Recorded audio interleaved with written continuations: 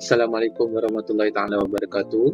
Pada hari ini, saya ingin membuat pembentangan di dalam subjek LMCP 1352, Asas-asas Sains Data dalam Pengangkutan.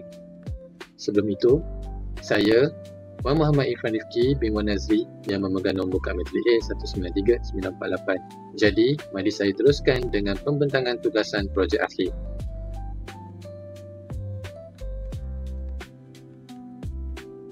Kita akan masuk ke soalan yang pertama, di mana soalan pertama, kirakan pengeluaran dan penarikan bagi setiap bandar. Jadi, saya telah membuat pengiraan berdasarkan kadar pengeluaran 2.2 setiap rumah dan kadar penarikan 3.3 setiap 100 meter persegi luas lantai. Jalan kira di mana bagi pengeluaran, bilangan rumah perlu didarabkan dengan 2.2. Bagi penarikan pula, luas lantai perlu dibahagikan dengan 100 terlebih dahulu dan didarabkan dengan 3.3. Jadi jadual di sebelah kanan menunjukkan hasil pengiraan, pengeluaran dan penarikan. Seterusnya kita akan masuk ke soalan nombor 2, di mana jika 65% perjalanan menggunakan kereta persendirian dan purata isi kereta ialah 1.9 orang per kereta, kirakan pengeluaran dan penarikan perjalanan kereta bagi setiap bandar. Jadi saya telah menggunakan pengiraan berdasarkan 65% perjalanan menggunakan kereta. Seterusnya purata isi kereta sebanyak 1.9 orang per kereta. Jadi jalan kira untuk pengeluaran dan penarikan adalah sama, di mana kita lihat bahagian pengeluaran, di mana pengeluaran didarabkan dengan 65%, seterusnya dibahagikan dengan 1.9. Contoh, untuk bandar A, 36,520 didarabkan dengan 0.65, seterusnya dibahagikan dengan 1.9. Jadi jawapannya adalah 12,493.68 kereta. Jadi bagi setiap bandar A hingga F, bagi jadual sebelah kanan itu menunjukkan jawapan untuk kesemua pengiraan yang telah saya lakukan. Soalan yang ketiga adalah kirakan semula pengeluaran dan penarikan supaya jumlah pengeluaran dan penarikan menjadi sama. Jadi penarikan telah diselaraskan dengan menggunakan faktor penskalaan.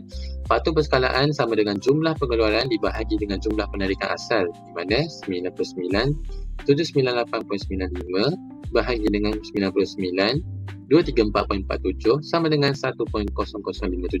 Jadi jumlah pengeluaran kereta 99,798.95, jumlah penarikan kereta selepas penyamaan 99,798.95. Seterusnya kita akan masuk kepada soalan 4 dan 5, di mana soalan 4 berbunyi, kirakan metrik perjalanan asalan hingga tujuan.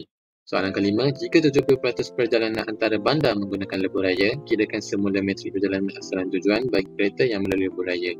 Jadi metrik asal perjalanan dibina menggunakan model gravitasi, iaitu TIJ bersama dengan kurungan OI didarabkan dengan DJ tutup kurungan, kemudian ia dibagi dengan sigma DJ. Jadi soalan kelima, 75% daripada jumlah perjalanan ini menggunakan lebuh raya. Soalan ke-6, umpukan pengaliran lalu lintas kereta di antara bandar-bandar bagi kedua-dua arah.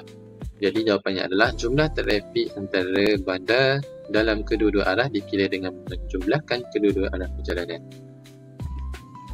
Soalan yang ketujuh adalah jika kadar tol yang dikenakan sebanyak 29 sen bagi setiap kilometer, kirakan jumlah kutipan tol. Jadi kutipan tol dikira berdasarkan kadar tol 29 sen per kilometer dan pengaliran kereta di antara bandar. Jadi kutipan bersamaan dengan bilangan perjalanan darat dengan jarak dan didarabkan dengan 29 sen. Jadi jumlah kutipan tol sebanyak 109,586 dan 10 sen. Seterusnya soalan yang ke-8, di mana pengaliran lalu lintas yang anda kira adalah perjalanan sehari. Jika 30% pengaliran ini adalah dalam masa 1 jam puncak, kirakan pengaliran maksimum per jam. Jadi 30% pengaliran perjalanan harian berlaku dalam 1 jam puncak.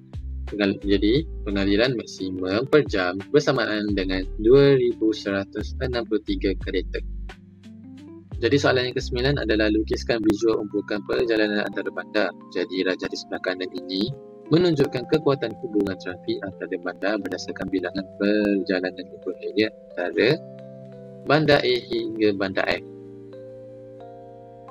Soalan yang terakhir adalah jika muatan jalan raya ialah 1,800 kereta per jam, berapa lorong lebuh raya ini patut dibina? Jadi muatan jalan raya sama dengan 1,800 kereta per jam, di mana pengaliran maksimum per jam sama dengan 2,163 kereta. Jadi lorong yang diperlukan adalah sebanyak 2 lorong. Jadi sekian sahaja pembentaran projek akhir saya. Sekian, terima kasih.